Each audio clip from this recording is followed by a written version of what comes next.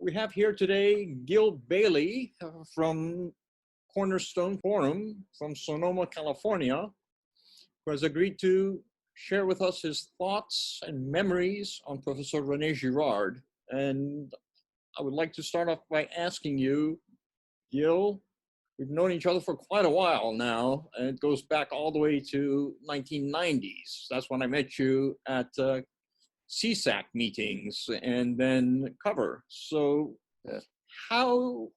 when did you first hear about René Girard and what drew you to him? Well, I first discovered him. I was browsing in the bookstore at the University of California, Berkeley bookstore, and there was a sale table, and there was a book on the sale table named Violence and the Sacred. And it was by René Girard. And I had seen his name in footnotes, but I didn't know anything else about him. But the title, Violence and the Sacred, struck me. So I got the book and brought it home.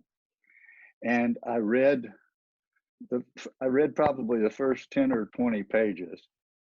And I knew, instinctively, that this man had broken the code. I mean, it was just hit me like a ton of bricks. And it took me a long time to absorb that book and to understand it. But it took me 20 minutes to realize that this was a groundbreaking work. So I began to read everything I get my hands on. Let me stop you. How long did it take you to digest Violence and the Sacred and understand? Oh, I don't know. I'm a slow plodding reader, and especially when I'm reading something I really, really like, I go at a snail's pace. So it took me a long time. But meanwhile, I was searching and accumulating his books and things about him and so on and so forth. But the truth is, Babak, I didn't know if he was dead or alive, if he was in this country or France. I was, it was just his thought that struck me. And then the next thing that struck me was a bolt of lightning. There was a biblical exegetes conference to be held in my little town, and the organizer in Sonoma. Wow. Here because the organizer lived here, and I knew him.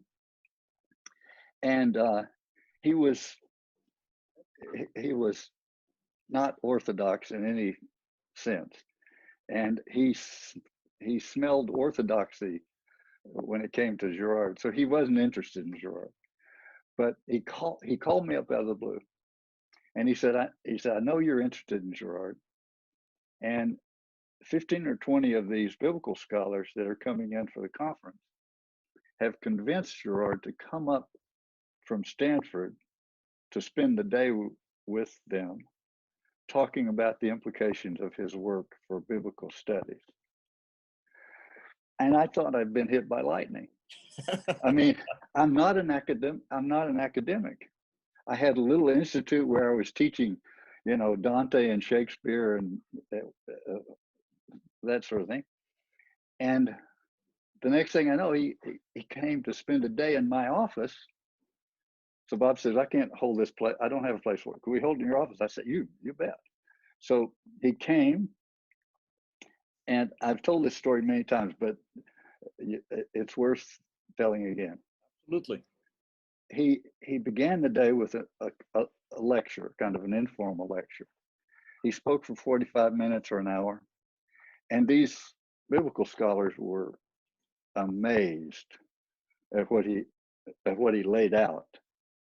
It was a kind of a panorama they hadn't seen, and there was a kind of a silence in the room. One of them raised his hand, and he said, Professor Girard, it almost seems as though, in your eyes, biblical literature is categorically superior to all other literature in terms of its revelatory power.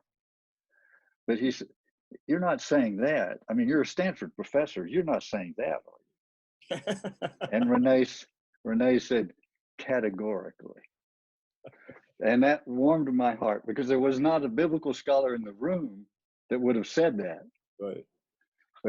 And then the rest of the day was just so rich, give and take.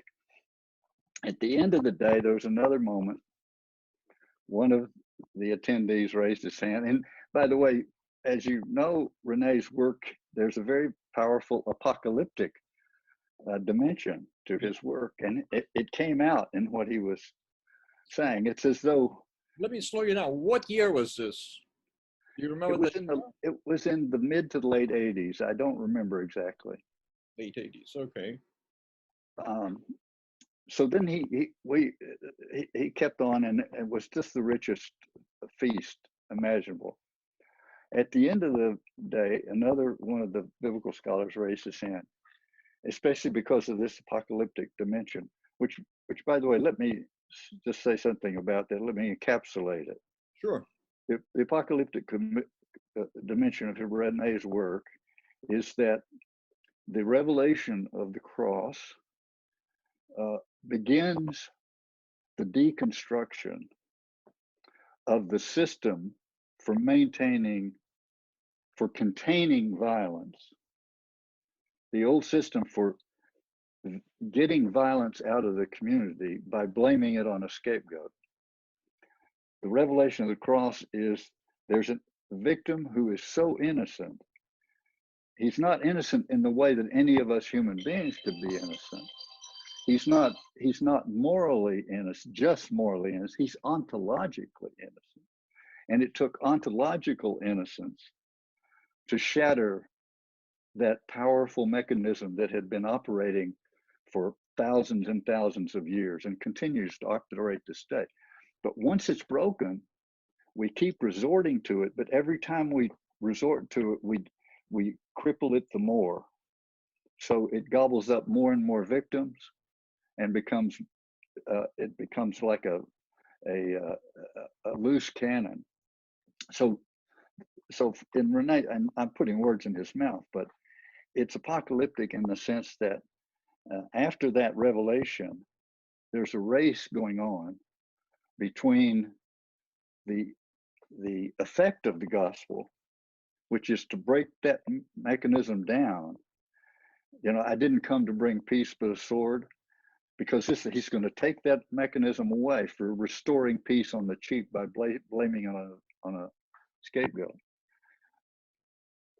The effect of the gospel is to take that mechanism away. There's a race between that and the message of the gospel, and the message of the gospel is how to live without it, how to turn the other cheek, forgive 7 times, 70 times, and so on. So this is an apocalyptic element in René's work. Well, it was brought out in that day. At the end of the day, one of the biblical scholars says, it was kind of blown away by it. He said, Professor Girard, this is really quite a monumental thing you've brought out here today. What are we going to do about it? You know, we Americans, we want to fix it. And René and Babak, you remember René? I could almost mimic him. You know, he's a very humble guy, and so what are we going to do about it? And René said, well, I don't know. It's a big issue, and we're all called to different things. So, but in answer to your question, maybe we should all begin with personal sanctity. I thought, this is my man. Why don't we begin with personal sanctity? So that's the first day I met René. That's amazing. And he didn't even define what personal sanctity meant. No, he just left it sitting there. Yeah. Were the scholars Catholic, or were they Catholic and Protestants alike? Oh, it was mostly Protestants. There were some Catholics, okay. But it was a very liberal biblical exegesis group, okay. Which means it was mostly Protestant. I see. But they were good people, or they wouldn't have been drawn to that meeting. Right. And many of them became very close friends of mine over, later as we gathered around in the things we did at Stanford that you know about. Right. So, so then how did your relationship develop with René? Was it a Well, professional relationship or was it a friendship relationship? it was mostly a personal friendship relationship, but fools rush in where angels fear to tread. It became clear to me when I first began to associate with René and some of the people in the seminar there at Stanford. It became clear to me that there was an intellectual embargo on René's work because he was a Christian. Things hidden since the foundation of the world made it perfectly clear that he was a Christian. With violence unveiled, I mean not violence, with the violence in the sacred, it was there was no sense of Christianity in it. You could read, if you knew it, you would see it. And so people thought it was an atheistic analysis of culture. Right. But with things hidden, it became clear as Christian. And then suddenly the embargo went up. It was not. It was, everybody was kind of moving away from him. The academic world was. So I thought to myself, well, look, I'm not an academic. I'll try to write a book that outflanks the embargo and just gets it out there to everybody. So I was working away on that, and I kept going down either for the seminar or to visit with René. And I remember one time towards the end when I was getting the manuscript ready, I had lunch with René at the faculty club at Stanford, and I said, René, I started to write this book because I wanted to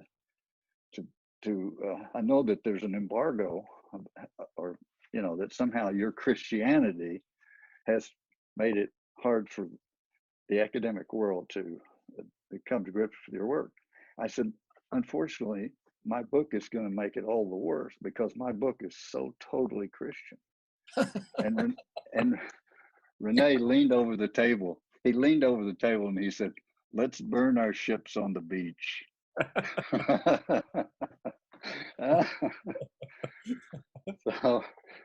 So anyway, and then I had the privilege of attending the seminars, and you were part of that as well. Right.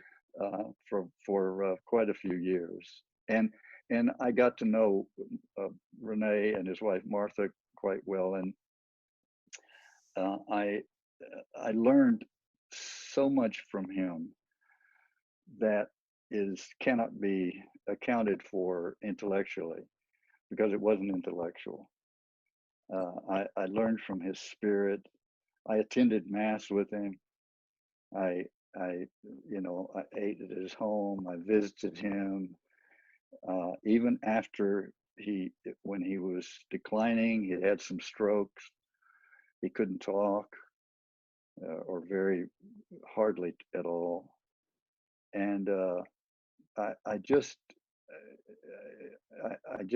would sit with him when I was able to get down for a little visit.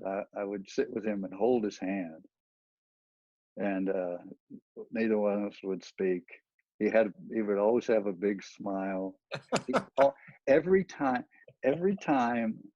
and I don't know, maybe this is true of everybody who ever saw him. He's such a gracious person. But every time I came to see him, whether it was in his office or in a seminar, he always had a big beaming smile. Absolutely. Oh, Gil, he says, that was that kind of a person. It was and for me, my father was killed in the Battle of the Bulge, so I grew up without a father, and I told René this, especially when he was declining. I said to him, "You may think that your contribution has already been made," but I said to him, the graciousness with which you are coming to grips with your incapacities is a witness to me of how to accept the infirmities of age graciously and with faith. And it really was. It was a treasure.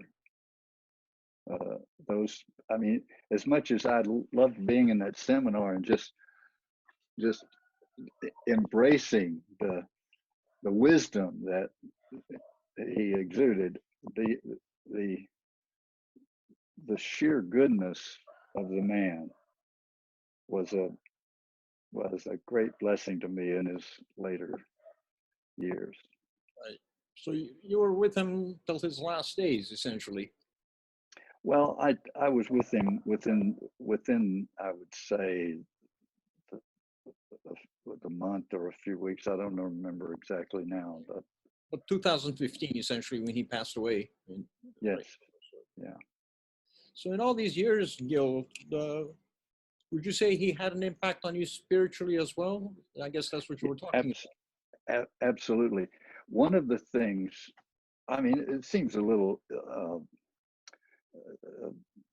self-referential to put it this way, but one of the things that René always complimented me about is that I'm not an academic. He said, you know, he said, that's what I like about you. You're not, and I, let me tell you something. I come with all the liabilities that go with that. You know, I learned by the seat of my pants. I really do. So he knew that there were shortcomings, but he said he liked that. And because of that, partly because of that, we talked religion. And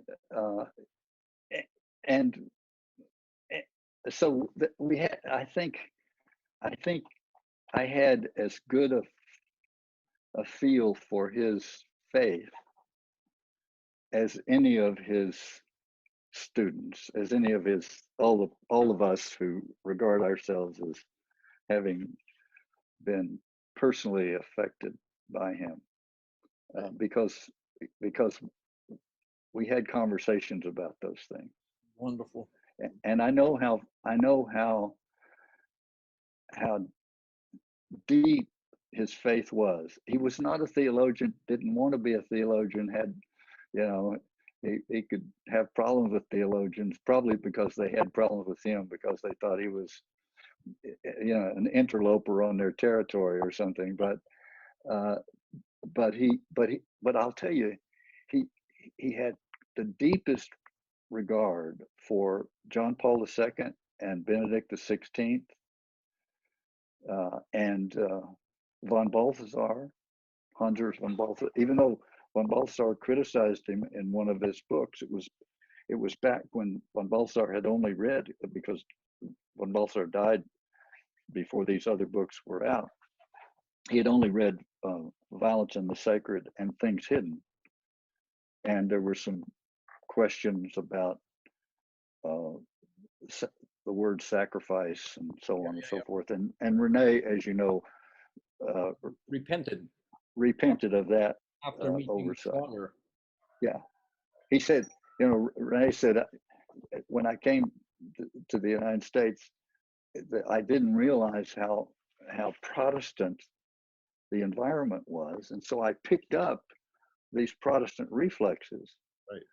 And he was not Catholic in a sectarian sense. I mean, he would, you know, but at the same time, he realized that he caught from his environment, he caught a kind of anti-sacramental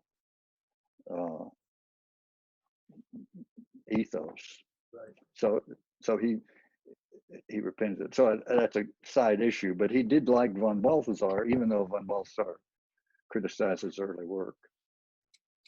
You mentioned Jean Paul II and Benedict. What do you think he would have thought about Pope Francis? Well, one has to be diplomatic, I suppose. Let me put it this way: he was often heard to complain about the liberal priests and bishops and what they were doing Right. to the church and to the liturgy. Sure. He was a great lover of traditional liturgy. Sure. So you can extrapolate from that. Right. Right. Right. No, you're not an academic, Gil, but from everything I've heard from other people, your book, Violence Unveiled, is pretty difficult to read. Well, that's my fault. I didn't try to make it that way, but anyway, it served a purpose. Right. It got, because it did get a lot of attention when it first came out. I had a sort of 15 minutes of fame as a result of it. Right. But that was the book you were talking about. That was your first book that you were writing. That's right. Sack Yeah. with René and everything. Yeah. Right. Right. Do you have any plans now? Are you continuing doing work with René's work? Well, yes, I had a book that came out in 2016 called God's Gamble, which is I use René's work and I connect it. Well, it's a rambling thing, but the full title is God's Gamble: the gravitational power of crucified love. And it's an apologetic in a way. It's an attempt to account for Christian faith, relying very heavily on René's work and on the work of the greatest theologian of the 20th century, Hans Urs von Balthasar. So that was kind of a big work, that ranging thing, and I wanted to make sure I wrote that book before I died. I'm now working on another book, which is also drawing on René's work very much. And I can only give you the working titles, which may change. One of the working titles is from Tertullian: "The soul is naturally Christian." That's good. And it's a look at the nature of subjectivity and mimesis and how we're made and so on and so forth. So it's a book on the person, the mystery of the person. What's your favorite book of his? Well, I suppose it's Things Hidden. Wow. Things Hidden Since the Foundation of the World, because it's just so rich. Right. I mean, it has so much depth, and not that I have it all marked up and so on and so forth, but if I were to pick it up and reread it, I would learn so much. I have reread it, but if at any given time I'd pick up that book, I'd learn so much. Right. That's true of his other books too. Even his first book, at least the first book I think that was in English, I think it's his first book, Deceit, Desire, and the Novel. Deceit, Desire, and the Novel. So it's a little book, but it's beautiful, and all his work is there in embryo. Right. Yeah. He always claimed that hermetic desire is a very simple concept, and then it branches out and gets more complicated. But the embryo, it's a very simple concept, but you can see it at work in anthropology, in literature, in the Bible, in psychology, psychiatry, and so on and so on. So, but I agree with you. Things Hidden Since the Foundation of the World is perhaps the strongest. And as I do these interviews, most people endorse Things Hidden Since the Foundation of the World. So That seems to be the big one. What did you make of his last book, Battling to the End? That was pretty apocalyptic. What did you make of it? Yeah, well, I thought it was an extraordinary book. I think, well, I'll tell you one thing. I was with René when he was working on that book, and this may tell you something. Now, I interpreted this. I have my own interpretation, but he said to me, again, I think we were having lunch, and he said, you know, I'm working on this book, and he said, and he had this gleam in his eye, and he said, it's going to be a very apocalyptic book, and he had a little devilish look, and here's how I interpret that. I know this is true of René's work, and it's also true of my modest little attempt to echo it. The mimetic theory, the theory of scapegoating, is easily assimilated into a moralistic, liberal, we should be nice, we should not scapegoat, shame on the scapegoaters. If we're going to scapegoat, let's scapegoat scapegoaters, and so on. And so the quick read of Girard, and I know this is true of my own work,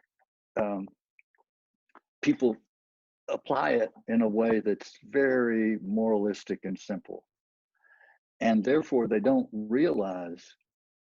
feel the ground shaking underneath them. What René is talking about is the power of the gospel. The earthquake that began when Christ died was the beginning of something that would. So it's either we learn to live generous, selfless, giving, caring lives, or we're going to bring the whole world down around us. So René,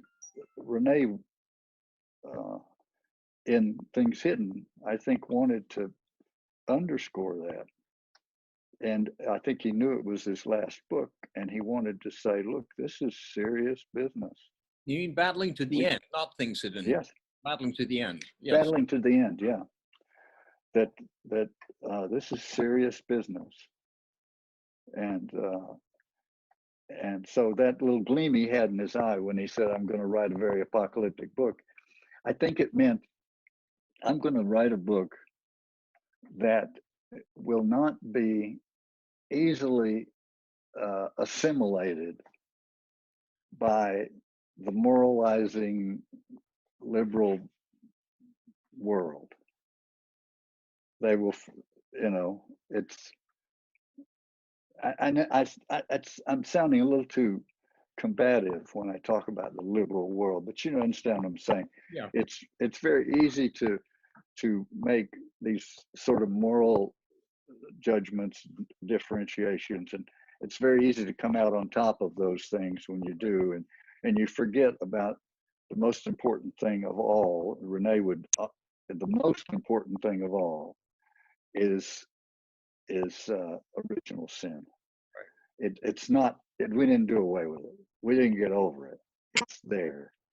So the idea of, oh, now we have this theory that's going to make it possible for us to, leave this old system behind and carry on. Well, we can carry on, but we better carry on, in the path of Christ, or else we're going to be at each other's throats. So anyway, that's what I think. That's why I think he had a certain gleam in his eye when he was working on that book. Do you think the book gives any solution to this apocalypse? I think the solution goes back to that first day I met him, when he said, maybe we should begin with personal sanctity. That's a tough one. That's a tough one, yeah. Well, But now, Gil, I want to know, what does that mean? Translate that to me. What does that mean? How do you get personal sanctification? well, you're asking the wrong man. If you want to ask me about, original sin, I'm your guy. Personal sanctity, but I do. You know, it's to feel the attraction. Uh, to feel the attraction of a Christ-like existence, Yeah. Yeah. and to allow the operation of grace, to give space for Yeah. the operation of two things: grace and providence. And providence? And providence. Providence. Trust in providence. You know, we don't have to make everything happen. You know, one of the great things that Hans Urs von Balthasar said, the greatest theologian, I mean, he wrote thousands and thousands and thousands of pages of the most incredible and erudite theology. But one thing he said, which is so powerful, was, and this is from a long time ago, and I'm simplifying it, but he said, all sin, breaks down to impatience. If you think about the Garden of Eden, Yeah. you know, God had in mind to lead them, into the promise in His own time, and they jumped at it. They grasped for it because they were impatient. And so, to trust providence, it doesn't mean we sit back, because providence prompts us to do something. Yeah. But anyway, so I don't want to get too long-winded, but I think providence is the providence and personal sanctity, grace, providence, and personal sanctity. Very good. Okay. Now you're interpreting Girard. There we go. That's a concrete interpretation. Very good. Excellent. Very good. Yeah. Okay. So thank you so much for taking the time to do this interview and conversation on René. Gil, it was good to see you. It's very nice to see you, Babak, and to see that smile on your face that I remember so well over all these years later. I really, it's very, very pleasing to connect again.